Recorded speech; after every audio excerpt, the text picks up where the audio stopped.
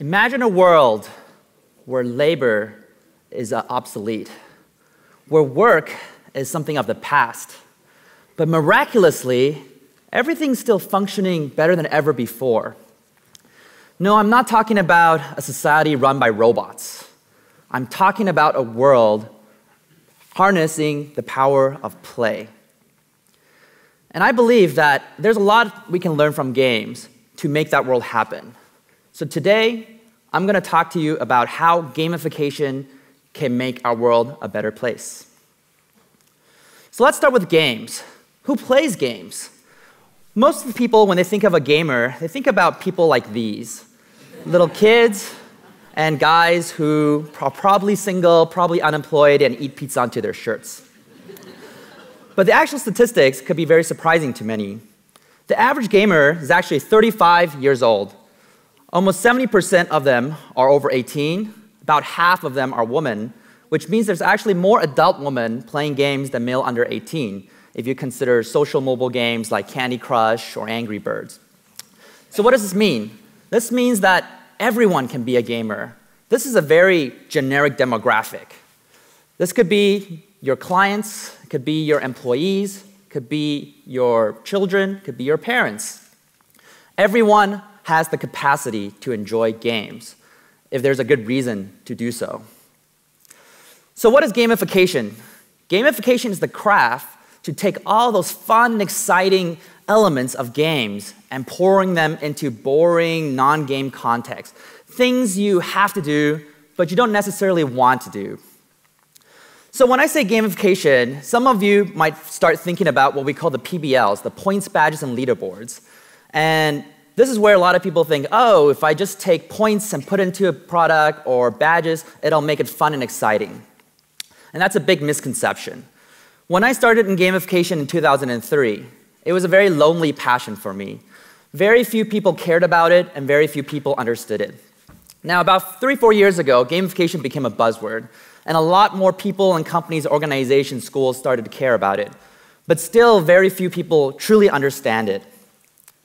So if you think about what makes a game fun, if you ask gamers that, they're not going to say, oh, because the game has points. They'll say, oh, because it challenges me, it makes me use my creativity, allows me to hang with friends, it makes me be more than who I am today. And if you think about it, every single game out there has game elements and game mechanics in them. But most games are still boring. Most games are still not engaging. So it's very naive to think that, oh, if I just take these game elements, mechanics that you can find in games that are even boring and pour them into products and experiences, it'll automatically make it super fun and exciting. So what we know here is that good gamification does not start with game elements, but really starts with how it motivates our core drives. So I spent many years developing a gamification framework called Octalysis. And it's a design framework based on an octagon shape. And in the center of Octalysis are 8 core drives. And I believe these are 8 core drives that motivate us to do everything that we do in games, out of games. So I'm going to go through these 8 core drives and show you one example about how something amazing out there changes the world with it. The first core drive is epic meaning and calling. This is the core drive that says you're motivated because you feel like you're part of something bigger than yourself. So in a game, it does that often. The world's about to end, and for some reason, you're the only person qualified to save the world. You feel big. But there's a lot of other examples to make people feel bigger than they are. It can be used to get children with cancer in children's hospital to update their pain journals. And that's what Pain Squad does. So Pain Squad is an app that gets kids to record their pain journals so doctors can diagnose them better. And you can imagine, if you're a child and you have cancer, you feel lonely. You feel like no one cares about you. You're in pain. You're not very motivated to keep track of your pain journal. So the Pain Squad is an app that pretends that you're in the secret police force, dedicated to hunt down this thing called pain. And the motto is keep pain in its place. Whenever there's pain, 2 times a day, you got to record it down. But to reinforce on that epic meaning and calling, look what they do in the app. Hey rookie, welcome to Pain Squad. It's really great you're here. We need all the help we can get to help put pain in its place. You are now officially a full-fledged detective in Pain Squad. Well done. At this rate, you might even be the next chief. They just don't make them like you anymore. You truly are one of Pain Squad's best and brightest. Keep it up. But this case isn't closed yet. Your squad is still fighting. We couldn't have done it without you. So way to go. So now, when the child updates her pain journal, she's not just doing something because she has to. She feels like she's part of something important. A team depends on her. She's fighting with the team against this force called pain, and that motivates her. That's epic meaning and calling. The second core drive is development and accomplishment. And this is the core drive that says you're motivated because you feel like you're improving, you're leveling up, you're achieving mastery. And one of the most well-known examples of this core drive is the Nike Plus Nike Fuel Band. So we all know that health and exercise is very important. But health is a long-term thing, and our brains are terrible at processing long-term benefits. We like short-term gratifications. So what the Nike Plus does really well is it shows you short-term accomplishments. It shows you how, hey, you have run an extra mile compared to last week. You're improving. Your Nike Plus score is getting higher. And so you feel accomplished. You feel, I'm growing, I'm getting better, I'm leveling up. And that motivates you. And to further drive that feeling of accomplishment, it also introduces a character to celebrate with you whenever you hit a new milestone. This little character jumps up and down, so excited, so happy, falls on his face, and is like, yeah! 10,000 Nike Fuel points earned. You feel accomplished. The third core drive is empowerment of creativity and feedback. So that's kind of like Lego. You give users the basic building blocks, and there's an infinite amount of ways for you to utilize your creativity, to try different combinations, strategies, see feedback, and adjust. And that's a very engaging process. So my favorite example in Core Drive 3 is the serious game called Folded. So scientists have been trying to figure out this AIDS virus protein structure problem, and the top PhDs in the world couldn't figure this out for 15 years. So they decided to make a game called Folded. And as you can see, you have a big protein, there's things you can do with it, you have an objective such as maximizing surface space. And miraculously, this problem that no one could solve was solved by a gamer in 10 days. So when you think about how a 15-year-old problem is solved in 10 days through a game, you have to see how powerful games can be in making our world a better place. The fourth core drive is ownership and possession.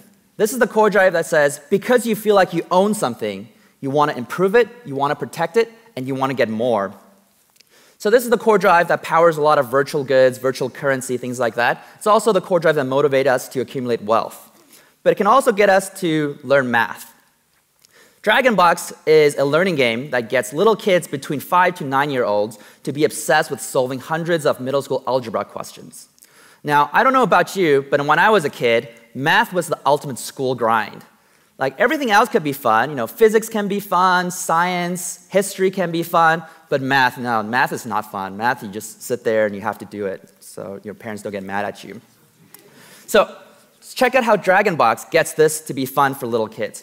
So the premise of the game is that you have a box, and inside the box there's a baby dragon. This baby dragon only wants to come out when nothing's around it, so it can eat. So this is the onboarding stage, teaching the rules. These green circles you see are zeros in disguise. 0 means nothing, so you tap on it, it disappears. 0 means nothing. It scans, the dragon wants to come out and eat happy. Now on stage 3, it introduced some basic math principles. Positive robot and negative robot cancel each other out, becomes 0. -2 and +2 cancel each other out, becomes 0. And now the dragon scans, and the dragon wants to come out and eat again. And you can see the little dragon turns from an egg to a little baby. Nice. At one point, it gets pretty complex. The dragon box becomes an X, and you're trying to isolate that X. So you have to do things like balance both sides of the equation, multiply everything by 2. You also need to make sure the numbers are optimally solved, so no 2/4. So you can see in this process, the child is trying to make sure this is optimally solved, and the dragon will eat it because it's yummy. But the other two, they're not, so dragon refuses to eat it. Those will be yuck. As you can see, it'll be yum, yuck, yuck. You know, bad numbers. Dragons don't like bad numbers. So the child only gets 1 star out of 3. So now the child doesn't even know he's doing math. He's just trying to feed his dragon, grow his dragon. He's like, oh, why don't I get 3 stars? I got to figure out a better way to isolate this so the dragon wants to eat everything. Something really, really amazing. The 5th core drive of Octalysis is social influence and relatedness. This is pretty straightforward. This is Basically, what you do based on what other people think, do, or say. And my favorite example here is O-Power. O-Power is a utility SaaS company that tries to get people to lower their utility bills. And they saw that the best way to change people's behavior is to show them how their neighbors are doing. You show them their utility, how much you're using, your best neighbor, and your average neighbor. And everyone who always thinks they're somewhat a little above average, which is impossible, you can't have everyone above average, when they see that, they're like, oh, I need to change my behavior. So with O-Power, within a year, they saved over $250 million of utility bills. And that's a lot of electricity, over 1 terawatt. The sixth core drive of Octalysis is scarcity and impatience. So this is a core drive that says you want something just because you can't have it. Like if grapes are on the table, you really don't care about the grapes. But if they're on a shelf just beyond your reach, you're always thinking about those grapes. You know, can I have them? When can I have them? Are they even sweet? And Kickstarter is a great example that utilizes a lot of great game design techniques. They first dangle this great reward, this great prize in front of you, cool technology. Then they show you what we call a countdown timer, 21 days to go. You have to act now. If you don't act now, you won't get this prize. So the sense of urgency. Then it shows you what we call the last mile drive. Oh, there's only $3,000 left, only $2,000 more, and we'll get it, you'll get it. And then finally, all together, this is what we call a group quest. You can only accomplish the quest when an entire team moves forward together on it. The seventh core drive is unpredictability and curiosity. This is the core drive that says, because you don't know what's going to happen next, you're always thinking about it. And this is the core drive that's heavily utilized in the gambling industry, but it's also the core drive that makes us want to finish a book or watch a movie. And it can also be used for a lot of other good things, like getting people to obey the speed limit. This is a speed cam lottery. How it works is whenever you drive by the speed cam lottery and you're speeding, it will take a picture of your car and it'll give you a fine. Pretty straightforward. But when you're going by the speed cam lottery and you're within the speed limit, it'll enter into a lottery pot where when you have a chance to win the money from those who are fined. So even though your chance of winning is fairly low and it's not a lot of money to begin with, because everyone thinks that, oh, maybe I'll win this time, maybe I'll win this time, you change your behavior, slow down, you know? So speed cam lottery successfully reduces the speed of passing cars by 20%. Very tangible. The eighth and final core drive is loss and avoidance. And this is also straightforward. It's you're doing something to avoid a loss. You don't want bad things to happen. And my favorite example here is called Zombies Run. Now remember, in core drive 2, we talked about Nike Plus motivating people to run to make them feel accomplished, feel like they're growing, feel like they're improving. Now Zombies Run makes people run because they don't want to be eaten by zombies. So Zombies Run is a game that pretends you're in this apocalyptic world where zombies have taken over everything. And you're this runner in the wilderness, in the world of zombies, and you're running with earphones on. And there's a radio station with binoculars talking to you, saying, hey, careful, runner 5, there's a horde of zombies on the west. Oh, careful, there's a zombie right behind you and he's gaining on you. And then you hear sounds, and you're like, crap, I gotta run faster, I don't want to be eaten, right? So again, now you're eating because you're running because you don't want to be eaten by zombies. A very strong motivation. So these are the 8 core drives of Octalysis, and like I said, I believe every single thing you do is based on one or more of these core drives. But it's also put together on an octagon shape for a reason. The left side core drives are more extrinsic motivation core drives, which means you're doing these things for a goal, for a purpose, for a reward.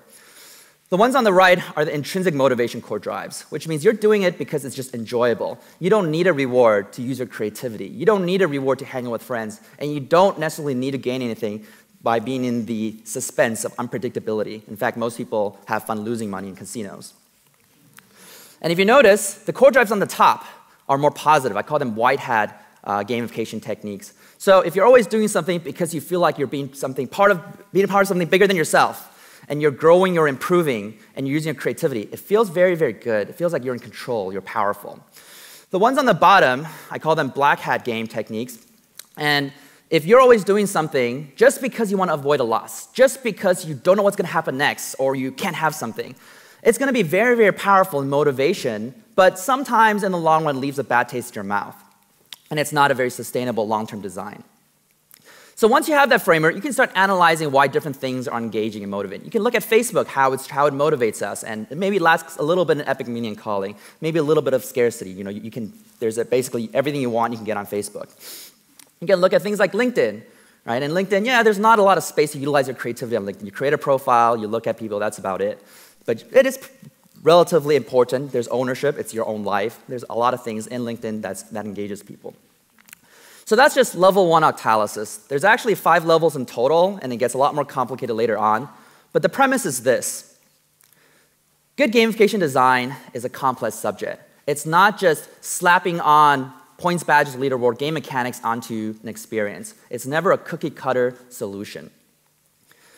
And so when I started in 2003, I had a vision. I foresaw a world where there's no longer a divide between what you have to do and what you want to do. And in this world, all you have to do is play all day. And everything you need to do is getting done. You support your family, you have better relationships, your organizations perform better, and society overall becomes more productive.